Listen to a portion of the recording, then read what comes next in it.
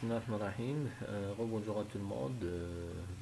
J'espère que tout le monde va très bien et que vous êtes sains et saufs, notamment dans ces conditions qui sont très difficiles. Alors, je reprends avec vous dans une autre séance supplémentaire, mais surtout complémentaire par rapport à ce qu'on avait fait au niveau du chapitre numéro 3, qu'on avait pratiquement clôturé, on avait l'occasion de passer avec la totalité des probabilités qu'on avait utilisées et leur mode de calcul. Donc, on avait utilisé la probabilité qui est élémentaire, la probabilité totale, la probabilité composée, la probabilité conditionnelle et finalement la probabilité qui est de base.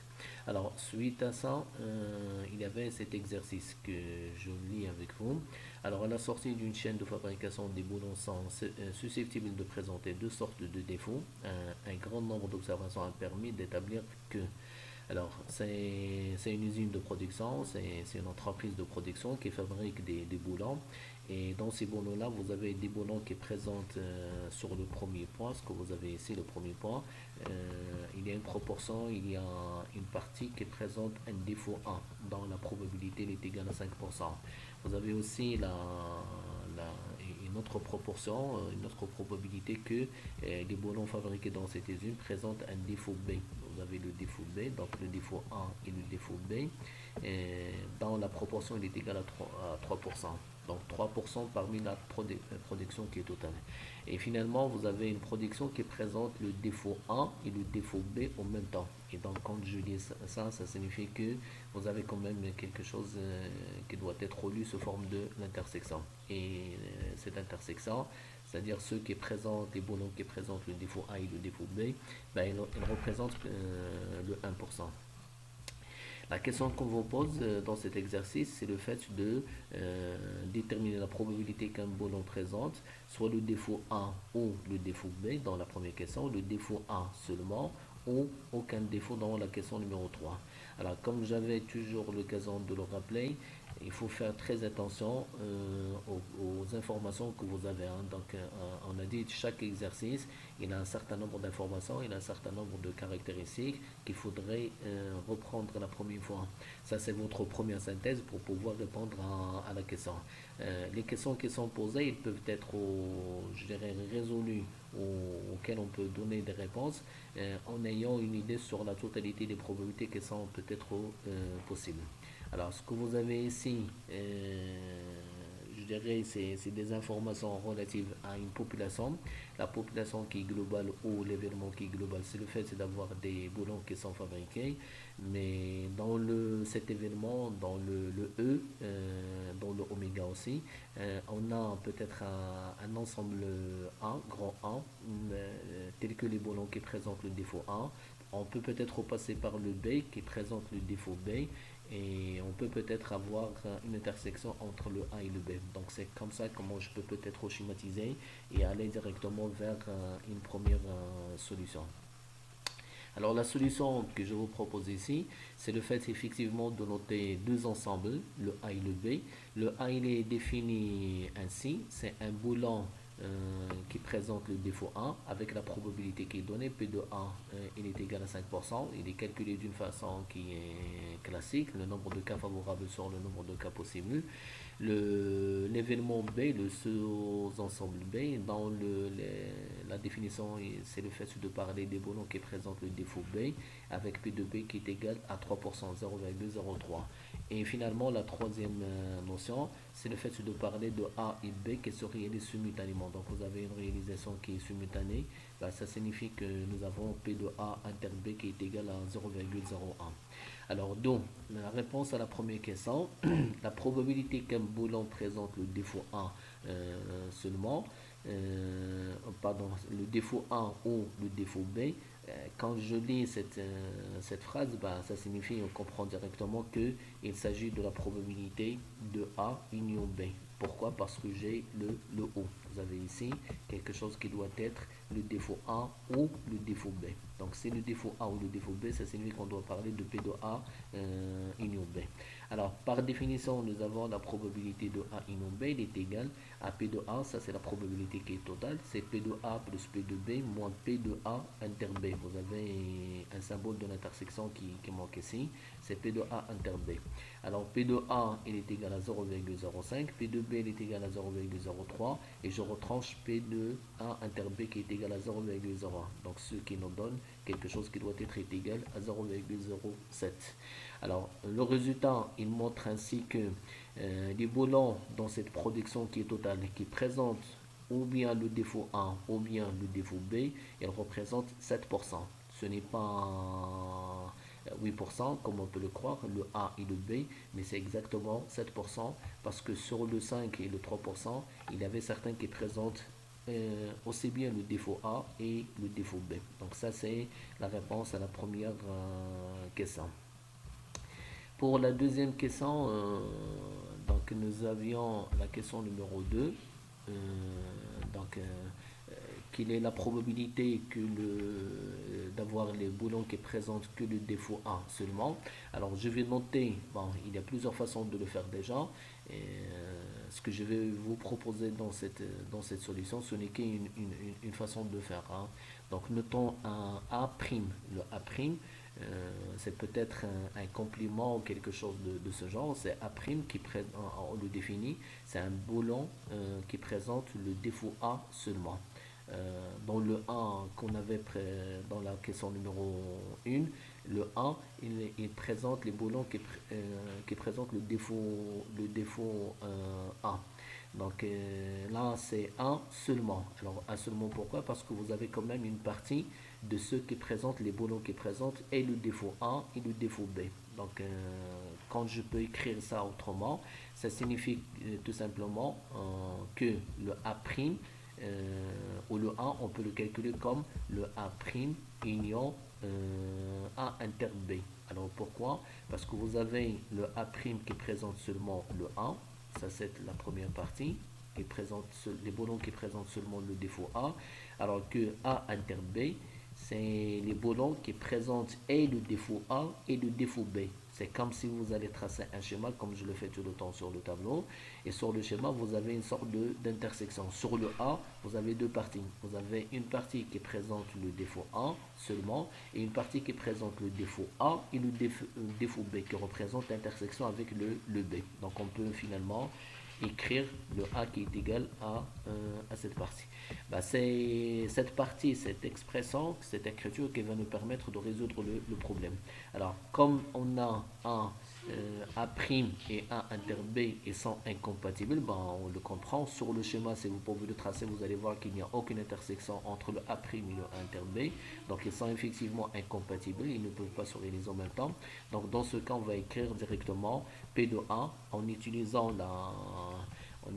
la définition toujours de la probabilité qui est totale, P de A qui va être égal à P de A' plus P de A inter B, vu que le A' et le A inter B sont incompatibles. Et donc finalement, je vais calculer P de A', je vais extraire P de A' qui doit être égal à 0,05 qui est la probabilité de A, moins 0,01 qui est la probabilité de A inter B. Donc ça nous donne exactement 0,04 ou 4%. Donc on comprend que les boulons qui présentent seulement le défaut A, il n'est pas égal à 5%, mais il est égal à 4%. C'est 4% pour ceux qui présentent que le défaut A, et c'est 1% pour ceux qui présentent le défaut A avec le défaut B qui représente l'intersection. Finalement, la question numéro 3. La question numéro 3, vous avez cette définition, vous avez le C qu'on va proposer, et il est défini à un événement qui présente le boulon qui présente aucun défaut. Donc il n'y a aucun défaut, ça signifie ni le A ni le B. Alors ni le A ni le B, on peut le prendre dans un sens où c'est un événement qui est contraire je dirais de A union B. Pourquoi A union B? Parce que sur le A union B, soit les boulons ils présentent le défaut A, soit ils présentent le défaut B. quand on dit que le seuil ne présente ni le défaut A ni le défaut B, ben, ça signifie que ce sont deux événements qui sont contradictoires, ce sont deux événements qui sont complètement opposés. Sur le seuil, il n'y a aucun défaut, alors que sur le A union B, on a soit le défaut A, soit le défaut B. Donc, ce qui nous donne la possibilité automatiquement d'écrire que P de C, c'est l'écriture de complément, P de C va être égal à A moins P de C bar. Alors, le C bar, ça signifie le complément de C. C'est le complément de C dans le E relativement par rapport à A union B. Alors, par définition aussi, P de C bar va être égal à P de A union B. Bon, on vient de dire que le C est l'événement contraire de A union B.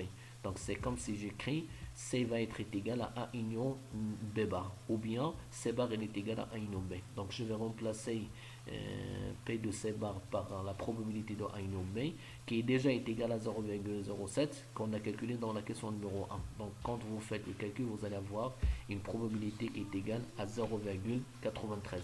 Alors 0,93, ça signifie tout simplement, c'est la probabilité d'avoir des boulons qui ne présentent aucun défaut, ni le A ni le B.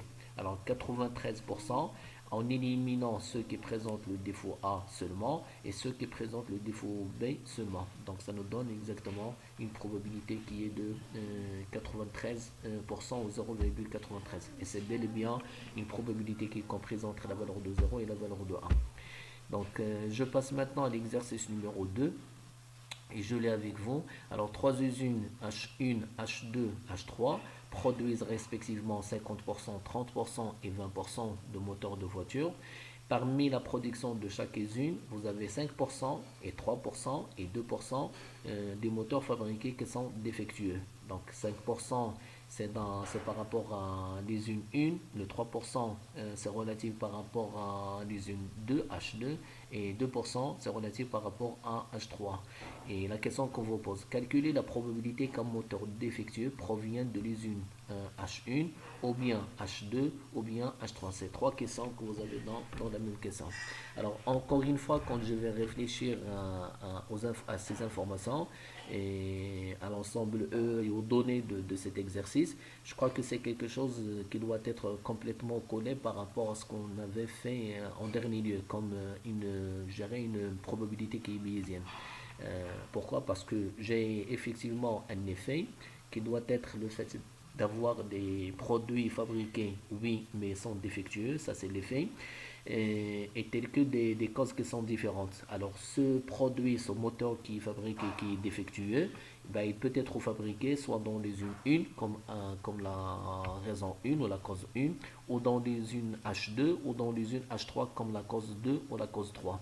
Donc vous avez ces informations-là, je crois que c'est une structure qui est beaucoup plus liée par rapport à l'événement, au processus de Bayes, au lieu que ce soit tout simplement une probabilité qui est classique, ou une probabilité qui est conditionnelle, ou une probabilité qui est peut-être au total ou composée.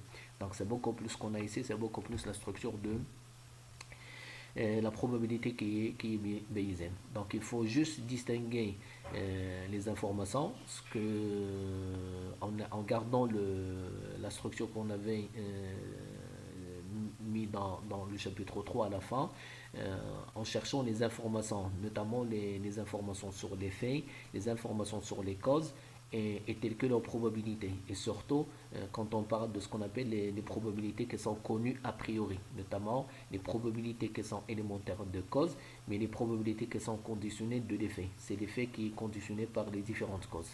Alors, c'est en fonction de cela que je note cette solution, la solution numéro 2. Donc, je vais noter X, il doit être égal au moteur qui est fabriqué mais qui est défectueux, ça c'est l'effet. H1, c'est la production qui est faite dans l'usine 1. H2, c'est la production qui doit être faite dans l'usine 2, et H3, dans la production qui est faite dans l'usine 3.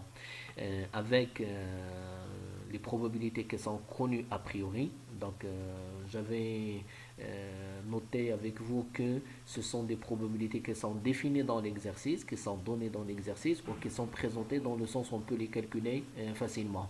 se forment de probabilités qui sont simples, des causes. Ce que vous avez dans cette première ligne ici, ce sont des probabilités qui sont des causes, mais sont calculées d'une façon qui est simple, d'une façon qui est élémentaire.